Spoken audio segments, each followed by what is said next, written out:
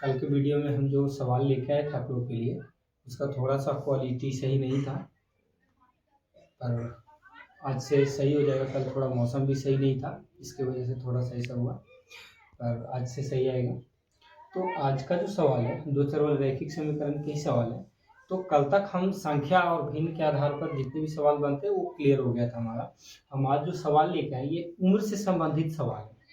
तो उम्र से संबंधित सवाल में थोड़ा हम लोग देखेंगे कि जब हम लोग सवाल हल करते हैं तो जितना भी उम्र मानना होगा जिसका भी, सबसे पहले तो उसका उम्र मानते वर्तमान में, ठीक है।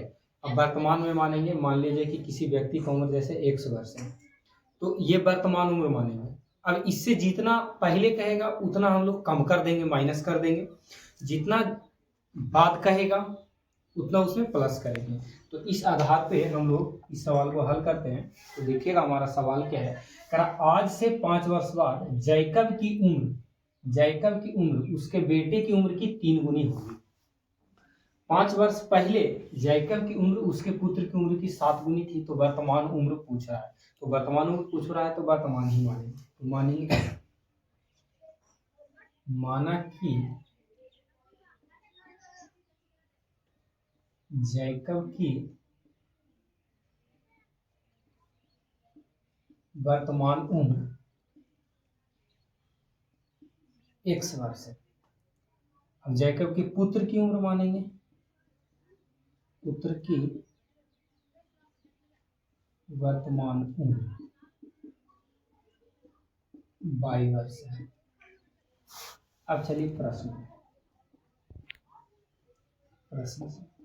प्रश्न जो करा 5 वर्ष बाद, तो 5 वर्ष बाद का जब बात आएगा तो आज से 5 वर्ष बाद जैकब की उम्र कितनी होगी ये पहले देखिए कि आज जैकब का उम्र एक वर्ष है। तो आज से 5 वर्ष बाद 5 साल बढ़ जाएगा इसमें, तो जैकब का उम्र कितना हो जाएगा, x + 5 वर्ष, ठीक है। अब है जैकब की पुत्र का उम्र, तो 5 वर्ष पुत्र की उम्र में भी बढ़ेगा। तो पुत्र का वर्तमान उम्र 22 वर्ष है, तो इसमें 5 वर्ष बढ़ेगा, तो ये कितना हो जाएगा, 22 + 5 वर्ष। अब सवाल कर रहा था कि जैकब का उम्र बेटे की उम्र की 3 गुनी होगी। जैकब का उम्र कितना है, x + 5, बेटे की उम्र के साथ की लगा हुआ था, जिसके साथ की लगा हुआ है उसके साथ गुना करना है। तो कितना गुनी है, 3 गुनी, तो 3 गुना, तो x + 5 = 3y + 15, x 3y इधर आ जाएगा, 15 - 5 यानी x - 3y बराबर हो गया 10। ये हो गया समीकरण 1। और फिर से आगे आएंगे पुनः प्रश्न से। अब कह रहा 5 वर्ष पहले, तो 5 वर्ष पहले दोनों का उम्र क्या रहा होगा, 5 वर्ष पहले जैकब की उम्र, तो आज अगर उम्र 1 वर्ष है तो 5 साल पहले 5 साल कम रहा होगा, तब 5 साल कम। पुत्र का उम्र, पुत्र का आज का उम्र 22 वर्ष है, तो आज से 5 साल पहले इसका भी 5 साल कम रहा होगा, तो 22 - 5 वर्ष। अब कह रहा है कि 5 वर्ष पहले जो है जैकब की उम्र पुत्र की उम्र की 7 गुनी थी। तो जैकब का 5 साल पहले उम्र था x - 5, इसके पुत्र का उम्र 5 साल पहले था 22 - 5, लेकिन इसकी कितनी गुनी थी, 7 गुनी थी। तो x - 5 बराबर ये हो जाएगा 7y और -7 5 35। तो 7y इधर आ जाएगा, x - 7y बराबर -35 और ये -5 जाएगा इधर प्लस में, यानी कि x - 7y बराबर हो गया -28। ये हो गया समीकरण 2। अब समीकरण 1 और 2 से हल करेंगे। समीकरण 1 हमारे पास है x - 3y बराबर 10, समीकरण 2 है x - 7y बराबर -28। हम इसको काट देते हैं, तो जब, अच्छा ये नहीं कटेगा, x कटेगा। जब एक ही चिन्ह कटता है तो बाकी घट जाएगा।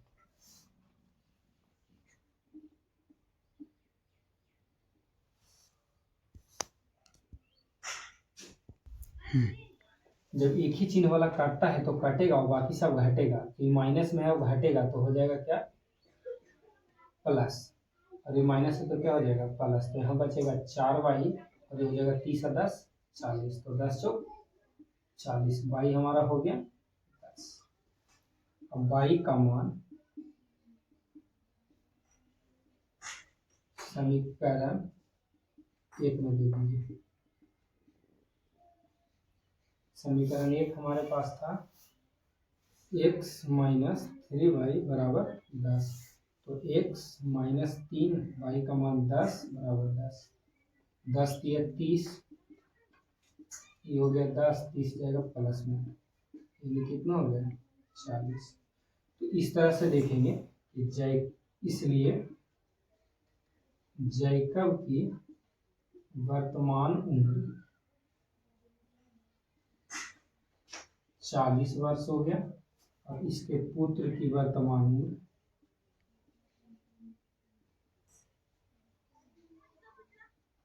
10 वर्ष हो गया। और इस तरह से ये आयत से संबंधित सवाल है।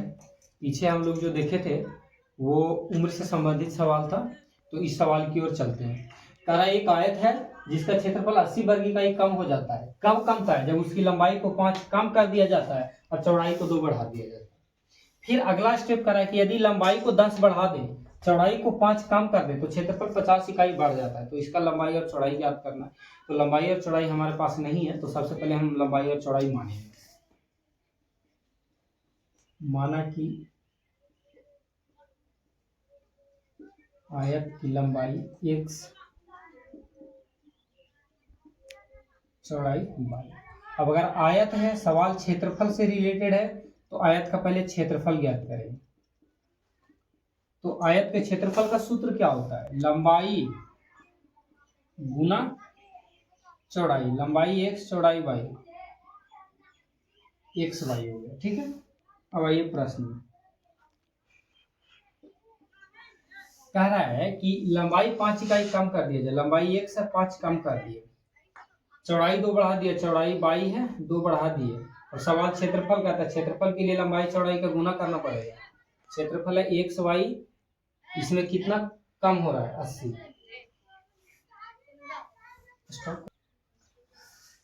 तो हो गया। अब यहाँ से क्या करना है, गुना करना है। तो गुना हम कॉमन विधि से भी कर सकते हैं, या तो फिर अगर आपको आता तो डायरेक्ट करिए, एक्स वाई से गुना करेंगे तो एक्स वाई प्लस 5 गुना 10, माइनस वाई में करेंगे तो 5 वाई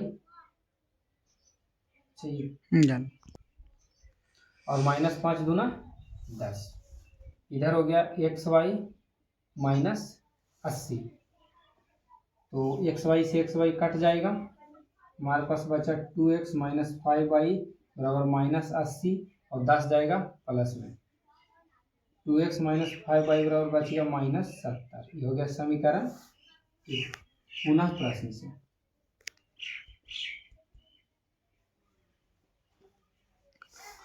अब क्या कर रहा, अब कर रहा लंबाई 10 बढ़ा देते हैं, तो x लंबाई 10 बढ़ा दी, चौड़ाई 5 कम कर देते हैं, चौड़ाई 5 कम कर दिए, क्षेत्रफल है तो लंबाई गुना चौड़ाई निकालेंगे। अब जो क्षेत्रफल है 50 बढ़ रहा है, तो यहाँ से निकालेंगे तो x y minus 5x plus 10y minus 10 बचे 50, एक्स वाई और प्लस 50, एक्स वाई से एक्स वाई काटिए, ये हो गया माइनस 5x प्लस 10y बराबर 50 100।